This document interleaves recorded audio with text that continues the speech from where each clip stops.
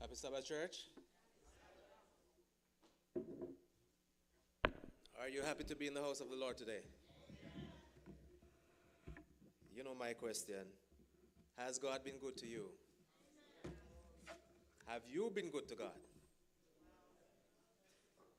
Always something to ponder. I want to thank the persons who took part in the preliminaries, the praise team, Dasani for reading the scripture reading, our elder for leading out, Sister Crossgill. I want to thank Sister Liddy for the special music. To God be the glory. And in why it says that singing is as much an act of worship as is prayer. As a matter of fact, many songs are prayers in themselves. I want to welcome you also for joining us today. I have not been here for about 2 months.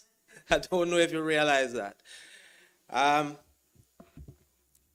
We were pregnant at the time, and my wife was having some health issues, and she was put on bed rest. So I took it upon myself to stay home to kind of ease the burden on her, to kind of get over that hurdle. The baby came uh, very healthy. I helped her through the recovery process, and then the baby decides not to sleep at nights. So I had to return to work after a week or two, and so Saturdays are my time to kind of take up most of that load so she can get a little bit more rest. But they're home, they are well, and hopefully in a short time we will all be here once again. And I want to thank those persons who reached out for the many prayers.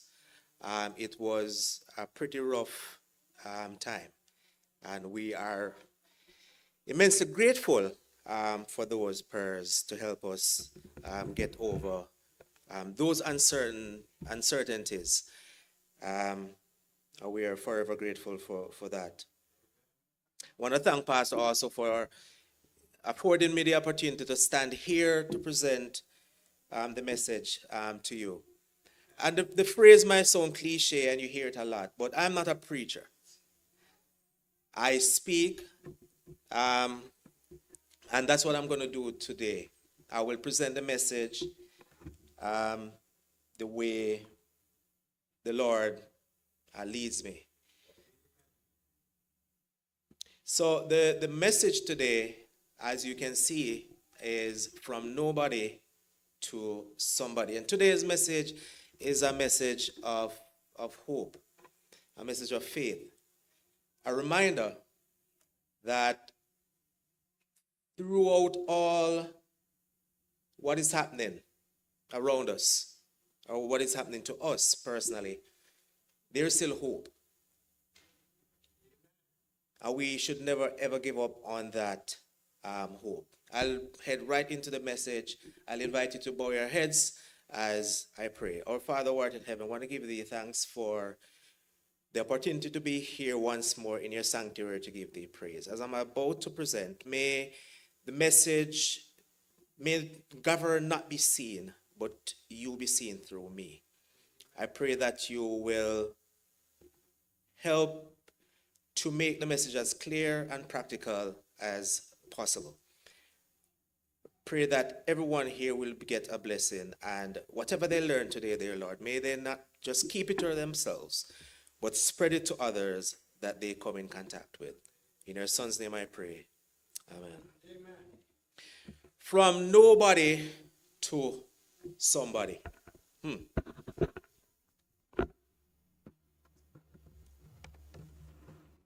My church family, the Gospel of Luke paints a vivid scene.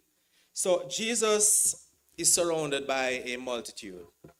People pressing, shouting, hoping, begging for a miracle. Everyone wants something from him. In the noise, the crowd, the chaos, the scripture introduces us not to a celebrity, not to a disciple,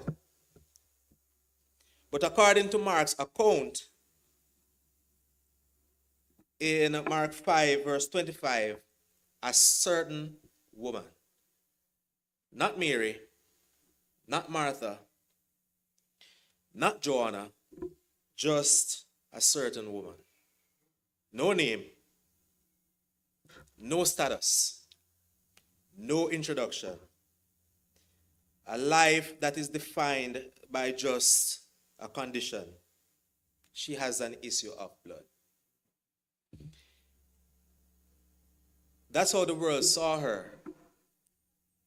Not as a person, but as a problem. And maybe that's how some of us walked in here today. Not as who we really are, but as what we've been through. The one who got divorced. The one who lost their job. Or the one who can't keep a job. The one who had a mental breakdown. The one who can't catch a break in life. But hear me out, people. You are not your issue. And the same Jesus who saw this certain woman in that crowd still sees you today. Now, this certain woman has an issue. If you go to Luke 8:43, it tells you a woman having an issue of blood 12 years, which had spent all her living upon physicians, neither could be healed of any. Now, 12 years might seem like a short time. My son will be 12 in January. And it seems as if it's been a lifetime already when he came into this world in 2014. Broken down, you are looking at 144 months. The numbers get bigger. 626 weeks, 4,386 days, 105,192 hours, 6,311,520 minutes, or 378,691,200 seconds. That's a pretty long time, isn't it? But for this certain woman, it's 12 years of bleeding, 12 years of weakness, 12 years of rejection, 12 years of isolation, 12 years of being unclean. Now, I can just imagine this certain woman. She has tried everything. Medical doctors, medication, remedies, homemade potions. She even sought advice. And every time someone promised her a cure, they gave her another disappointment. Her hopes soon turned into despair. She had an issue that medicine could not solve. But what she didn't realize, and what we should realize, is that her issue would soon become her introduction to Jesus. Now, someone here might have an issue, not of blood, but of burden. You've got an issue of pain, of loneliness, anger, of fear. But if you press through your issue, there's a Savior waiting on the other side. don't count yourself out as yet. You might just be that certain man or woman. Now, when I started college pretty young in Jamaica. I started college at 16. Jamaica system is a little bit different. You might say 16. Jamaica system is a little bit different. You get fast track in school sometimes if you're doing well. So I left high school just after I celebrated my 16th birthday. Went straight into college. I'll admit I should not have been there. I was taking up somebody else's spot. But because I played soccer and they were building this sport program, I mean,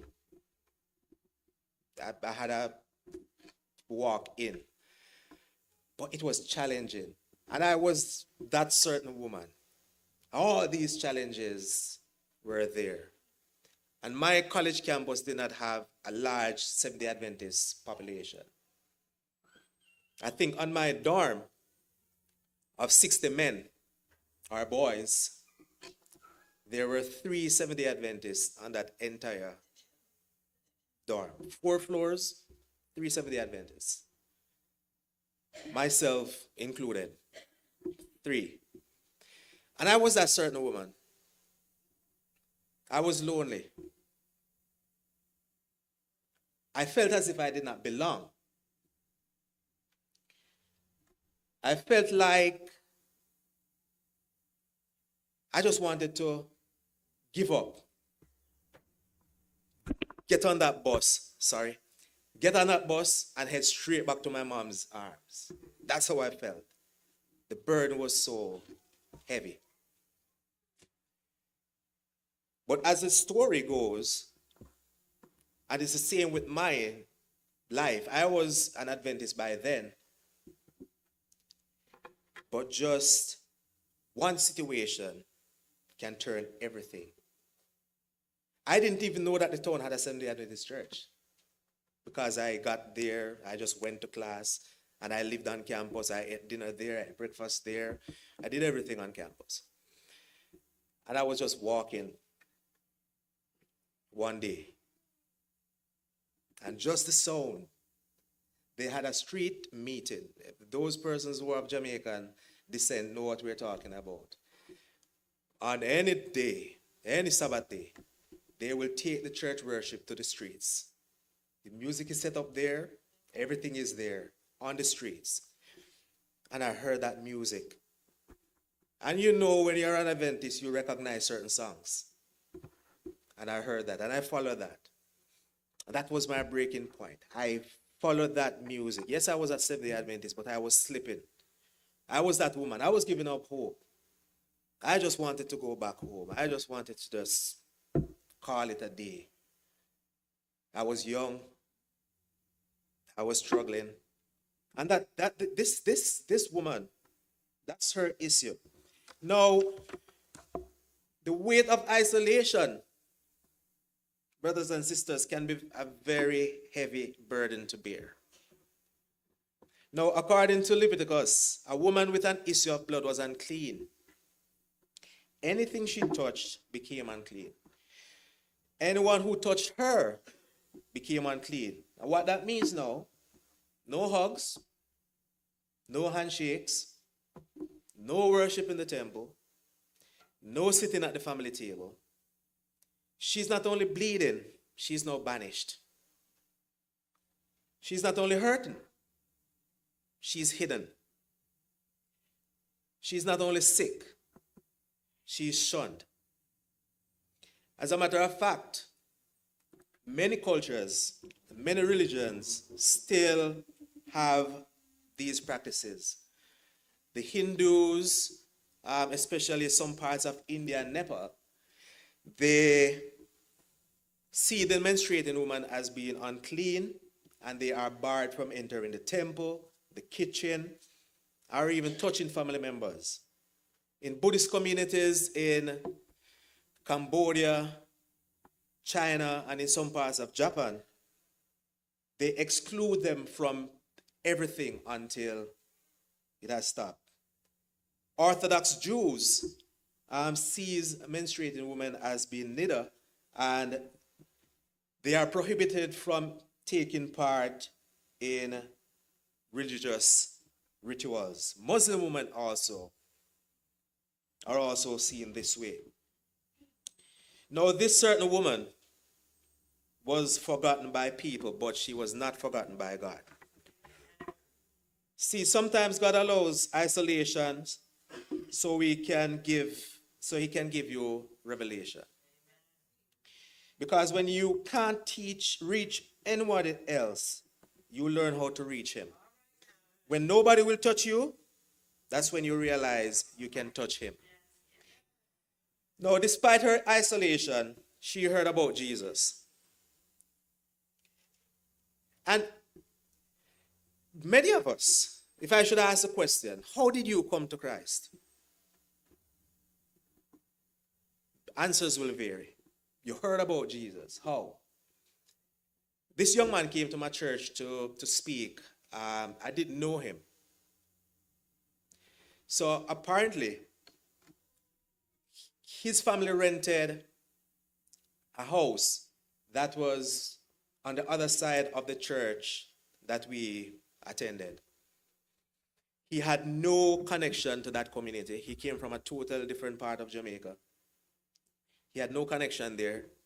They rented that property, and he said that in his sermon, he said that I was not a religious person. He has never been to church in all his years. He was not even, it's a tradition in Jamaica we call it to get blessed or christened in church. That he was not even that happened with him. He has never been to church. And he ended up at that house. And he said that in Jamaica, most business places, most people, we don't work on weekends. So he worked in construction. Construction, typically, nothing is happening on weekends. So he's usually home. And he would hear the singing. Because back home, things are a little bit different. We set up these massive speakers outside the church. The entire community is going to hear the sermon. Yeah, whether you like it or not, you'll hear the sermon. You can hear and listen, or you can hear and don't pay attention to anything. But you're going to hear the sermon. So that speaker was set up at the side, and the speaker was turned to his home. And this is how he heard about Jesus. The singing came first, and he went outside to sit on his front porch. That's the first step. But when we are doing Bible work, he locks himself inside. When he sees us coming, he's not outside. Then the sermon came, and one sermon he said spoke to him. Remember, this is how he heard about Jesus. Not directly from one of us going there, but indirectly, because we had this massive speaker, we call them bullhorns, turn in that direction. He left the community, and we used to play soccer 5 o'clock in the mornings. And he ended up in a different town playing soccer because he loved it with a group of Seventh-day Adventists. And they invited him to church. His very first Sabbath at that church, they came to our church for AY. So he ended up at the church where he first heard about Jesus indirectly from a group of people he knew nothing about, and ended up right back where it all started for him. That's how he heard about Jesus. Now he's a lay preacher now. That's how it started for him. So this woman in Mark 5:27 tells you that when she heard of Jesus, came in the press behind and touched his garment. She heard something. Maybe a rumor of grace. Maybe a testimony. But faith was born in her heart. Romans 10:17 says, faith cometh by hearing, and hearing by the word of God. Faith starts when you stop listening to your past and start listening for his presence. She heard the blind eyes opened. She heard that lepers were cleansed. She heard that Jesus never turned anyone away. Now, and a certain woman said to herself, if I may but touch the hem of his garment, I shall be whole. She didn't ask permission. She didn't wait for an appointment. She just believed. And that belief made her move. Because faith that doesn't move you, believe it or not, won't move your mountain. Now, pressing through the crowd must have been difficult and frightening. I can just imagine. Now, picture in your mind's eye. She's weak. She's frail. After all this bleeding, 12 years. She's trembling. She's pale, but nonetheless determined. Every step is an act of courage. Remember, she has been bleeding for 12 years. So I can just imagine that every step drained every ounce of energy from her. Every step made her feel like she was running a marathon. Every push through the crowd is a prayer in motion. And I can hear her saying under her breath, I'm just a certain woman, but I'm not staying this way. I'm just a certain woman, but I still have faith. I'm just a certain woman, but if I can get close enough, just close enough. You know, sometimes you've got to crawl your way through the crowd of doubt. Sometimes you've got to push through the noise of people's opinions. Because desperation will make you do what dignity won't. She said, I don't care who sees me. I don't care who whispers. I've been bleeding too long to care what the crowd thinks. And there's some power in that touch. She finally makes it. She stretched, she reached, and I can just imagine, she just reached just enough to touch the hem of Jesus' garment. And immediately, the flow stopped. Instantly, what 12 years of doctors couldn't fix, one touch of Jesus healed. And right there, something shifted. Not just in her body, but in her identity. Because when Jesus heals you, he doesn't just change your condition, he changes your name.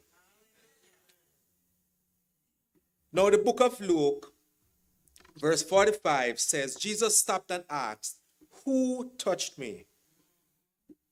I can just imagine the disciples thinking, this man must be joking. How is this possible?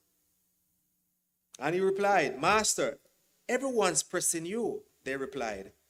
But Jesus said in verse 46, somebody hath touched me, for I perceive that virtue has gone out of me. I love that. Because see what is happening here? In that moment, a certain woman became somebody. A certain man who had an issue of blood, Jesus now says, somebody touch me.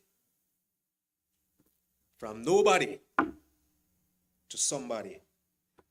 From the crowd to the center. From the nameless to noticed. From outcast to overcomer. Imagine she didn't even touch his hand. Not even the full garment. Just the hem. But it was enough to make heaven stand still. Heaven does not just move for titles. Heaven moves for touches. He doesn't respond to popularity. He responds to faith. Now there's a difference between touching and thronging. Because everybody was near him. Everybody was pressing against him. But only one drew power. I don't know if you have ever been in a very thick crowd of people and moving. There's no way you can tell who touched you when you're in that crowd. When I was back in college, we had this opportunity to go to the National Stadium in Jamaica for a track meet. And we got there late, so we were a part of the officiating team from the college. And we got there late, so we had to be pushing through all this crowd to get into the stadium in time. And I can just imagine. I'm pushing through that crowd, I'm bumping into people, I'm brushing against people. But I can't tell you who was bumping into me. But for some reason, many brushed him, but one broke through to God, to Jesus. So let me ask you this today. Are you part of that crowd? Or are you somebody reaching? Some people come to church just to be near him, but others come to touch him. The crowd comes for proximity. Faith comes for connection. Now, verse 47 says, when the woman saw that she was not hid, she came trembling and falling down before him. For 12 years she hid. She hid her pain. She hid her shame. She hid her issue. But when she touched Jesus, hiding was no longer necessary. Because grace will bring that shame, what shame tries to bury, out in the open and redeem it. She came trembling, but she left testifying. She came fearful, but she left free. You can't truly touch Jesus and stay silent. When he changes your life, your mouth can't and shouldn't keep quiet. The bleeding may have stopped, but now her praise starts flowing. Now, she went from unclean to daughter. Now listen closely. This is the heart of the entire message. Jesus says to her in verse 48 of Luke chapter 8, daughter, be of good comfort. Thy faith hath made thee whole. Go in peace. He didn't just heal her body, he restored her identity. For 12 years she was called unclean. For 12 years she was called that woman. But in one moment she was called daughter. From a certain woman to somebody. From nameless to known. From unworthy to beloved. That's what grace does. God doesn't just fix your problem, it changes your position. There are certain women and certain men all around us today. People sitting in pews, wearing smiles, but bleeding on the inside. Bleeding from disappointment, bleeding from betrayal, bleeding from depression. But the good news is, Jesus still stops for somebody. He's still moved by the unseen, still touched by the untouchable. The world may see you as a certain one, but Jesus says you're somebody. The story isn't just about healing. It's the gospel in miniature. We were all that certain woman at some point in time. Unclean, unable, unworthy. We all had an issue we couldn't fix called sin. But at the cross, Jesus felt our touch of faith. Virtue went out of him, and we were made whole. The outcast became child. The broken became beloved. The nobody became somebody. When Jesus says, somebody touched me, every time a sinner calls on his name, heaven says again, somebody touched me. Every time a mother prays through her tears, every time a believer says, Lord, I still believe, Every time you worship through your pain, heaven whispers, somebody touched me. She started as a certain woman and nobody. She ended as somebody. She began with an issue. She ended with an identity. She came broken. She left blessed. She came unclean. She left a daughter. You may have walked in as a certain one today, unknown, overlooked, unseen. But if you'll press through in faith, you'll walk out as somebody who's been touched by Jesus. Because when Jesus calls you somebody, no one can call you, and nobody. Now, as we close, I'm reminded of a message. If you know me well enough, I've always said this. I wish I could sing. I love music, and I love the messages in the songs. But I'm not a singer. But what music does to me is that there's always a message in these songs. And I can write sermons just on songs that I enjoy. Now, this particular song, I think the original, the writer of the song is Gene Reasoner, but it has been made popular by various artists. I don't know if you know that song, He Didn't Throw the Clay Away. So I'll just share with you the words. It says, empty and broken, I came back to him. A vessel unworthy, so scarred with sin. But he did not despair. He started over again. And I bless the day he didn't throw the clay away. Over and over, he molds me and makes me. Into his likeness, he fashions the clay, a vessel of honor.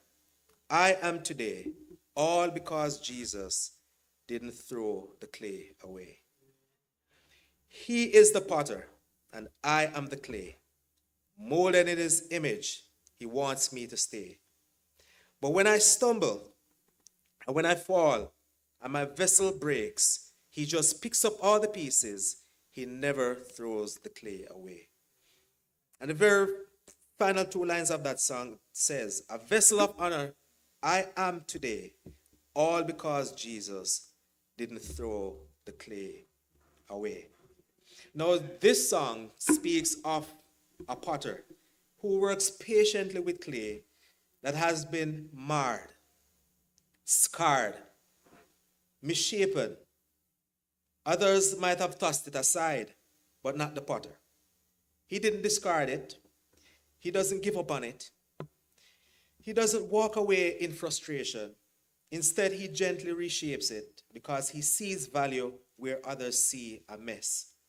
He sees purpose where others see a problem. He sees a masterpiece where others see broken pieces. And isn't that exactly what Jesus did with the woman with the issue of blood?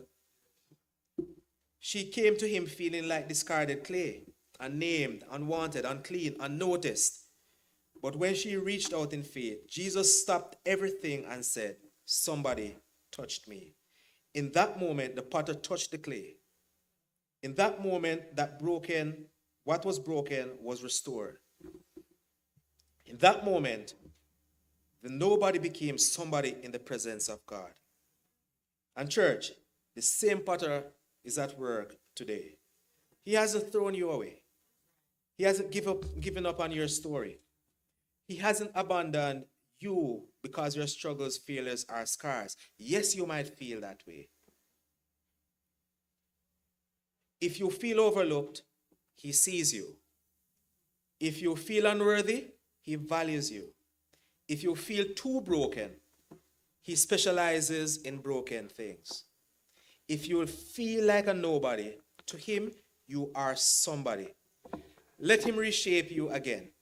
Let him restore what life has damaged.